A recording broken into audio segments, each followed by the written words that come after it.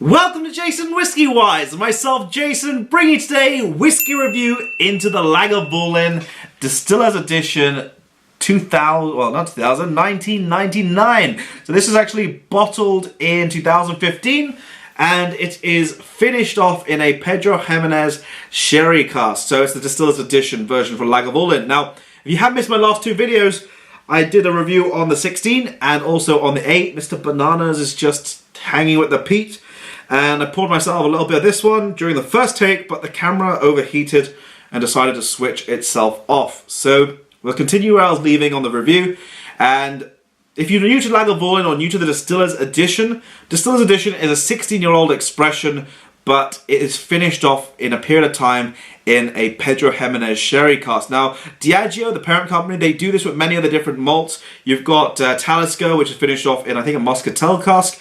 You've got Dalwhinnie finished off something separately. Cragganmore, all of these different classic malts from Diageo are finished off in these unique casks and gives it its own unique flavour. I think even Oban has got its own finishing. So let me get through my review style structure and then we'll come to the actual tasting notes. So to begin on the whiskey, we'll start with the age, and the age on this one is a 16-year-old whiskey. It was distilled in 1999 and bottled in 2015. Now the ABV is similar to the 16-year-old as it is a 43% ABV. The cask it's finished in is a Pedro Ximenez sherry cask, and the distillery itself is the Lagavulin Distillery, which you can see over there. They are owned by Diageo, and they're located in Islay, Scotland. So if you do get a chance, go and pay a visit if you like your peated whiskies. Islay is an absolute dream place to visit if you love your peated scotch. Now, in terms of the price point on that bottle over there, it does vary. It's £74 regular retail price. However, here in the UK, in Tesco's, sometimes you can find it on a cheap promotion at £45. It's absolutely mind-blowing to see. Sometimes when some of our supermarkets here want to clear the shelves, they'll drop prices by almost half and you can pick up some absolutely great deals. And one of my friends picked it up for £45, told me to go to the shop, and then I went there and he said to me, oh, I bought the last bottle. I was like, why send me to the shop? So in terms of exclusivity, it's not exclusive. They do release this every year. And in terms of caramel colouring, I believe there's no caramel colouring because Lagavulin don't really put it into their whiskies. So as you'll see up on screen, much more darker than the actual 16-year-old. And you can see that PX finishing in it has actually had a massive influence. So much more richer, sort of, I'd say, on the lines of a copper gold. It's much more richer and deeper. So let's begin by assessing the nose of the whiskey. Into the nose. To start out on the nose of this whiskey, but before I get into that, I want to quickly mention, if you do have a dram of this one at home, pour yourself a dram and you can sort of taste along with me in the review. But the Lagavulin Distillers Edition on the nose, it starts out with a sweeter peat. It's not so heavy, it's not powerful, super, overwhelming. It's got a nice sort of sweeter aroma mixed with it.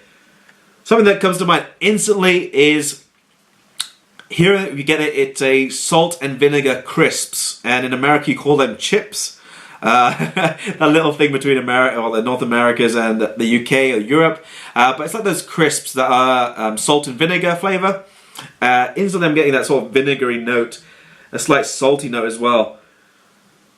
Even a slight, this is like fruits, but smoked fruits. If you put them on a sort of charcoal fire, and you just left them to dry out with a little bit of that smoked influence really getting into them.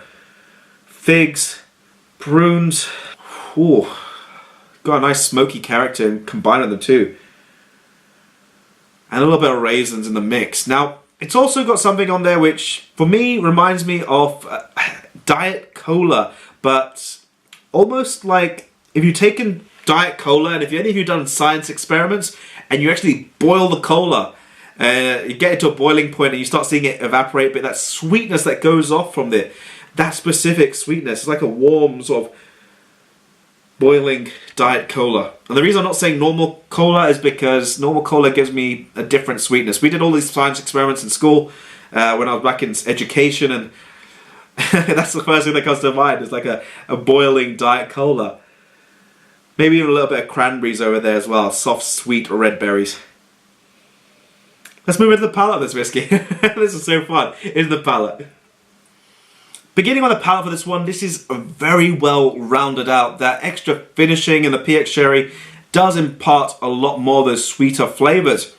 Texture-wise, medium texture, quite easygoing. So in terms of flavors, first thing that comes to mind is like a hazelnut, a toasted hazelnut. I think I found that on the 8-year-old as well. So similarities coming through. A little bit of almonds, a nuttier presence, but quite clean, quite light now as it's sort of working its way through on the palate from the middle to the back palate. A nice rich dark plum juice, almost drying at some points, but quite juicy and succulent. And then vanilla, a creme brulee, a nice sweetness with a nice crispy topping with a little bit of a burnt topping actually on the top. And this is incorporated with a nice sort of toasted coffee bean and dark chocolate. Wow, I want to keep taking more sips of this. Is that great? We'll move into the finish and we'll come to my conclusion. So into the finish. So into the finish with the Lagavulin Distillers Edition. I'm getting notes of smoked raisins. You get that fruitiness, but that smoke is sort of hand in hand with it. And these flavors are still there, but it's now almost like a toasted treacle, drying up slightly, but with a slight char influence. The smoke is there, but it's more of an earthier smoke now. It's not so powerful. Compared to the 8-year-old, which I just reviewed, 8 was much more vibrant, much more sort of, I'd say, a peat punching whiskey. This was very, very well rounded. The sweeter notes are coming through, the fruitier notes are there, and the way in which they're married together very well doesn't give you any rough edges to sort of say complain about. There's even an aspect of sort of like sweet tobacco leaves, which is really great on this one. And as it sort of finishes off, the palate does develop a slight dryness. More towards the back, mid to back palate goes quite dry, leaving, I'd say, a medium finish, not medium long, because it dries out quite a bit. So I'll pop that down. This is almost finished. Some bananas, I'll keep that over there. I'll give you my rating for this one and my overall comments. So rating for this whiskey is going to be a 90 out of 100. Reason behind that, I personally favour this one more than the 8-year-old, but the 16 is sort of one of my go-to whiskies. And in terms of the flavour profile, the marriage between the PX Sherry in terms of the finishing and the actual classic Lagavulin 16, just such a smart idea to put those two casks together.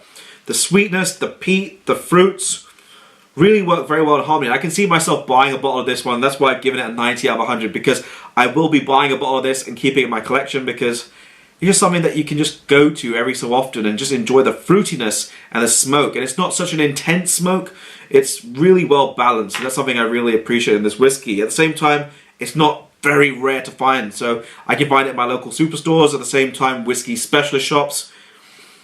It's overall, I think, just got a great complexity, value for money. And if you wish to add water or give time, it will play to your strengths. It just develops more and more and more. So great whiskey all in all.